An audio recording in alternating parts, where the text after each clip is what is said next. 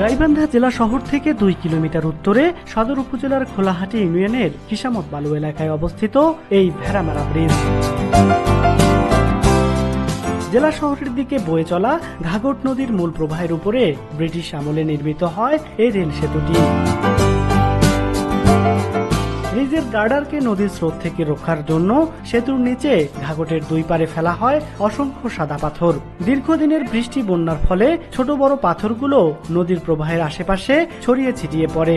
তাই এবার গ্রীষ্মের শুরুতেই নদীর পানি শুকিয়ে যাওয়ায় পাথরগুলো দৃশ্যমান হয়ে ওঠে। সেতুর নিচে ঘাঘটের বয়ে চলা স্বচ্ছ শীতল জলে দৃশ্যমান সাদা পাথর আর সেখানকার নয়নাভিরাম দৃশ্য সিলেটের জাফলংয়ের মতো একটি আবহ তৈরি করেছে। আর তাই তো এই জায়গাটি মিনি জাফলং হিসেবে পরিচিতি পেয়েছে।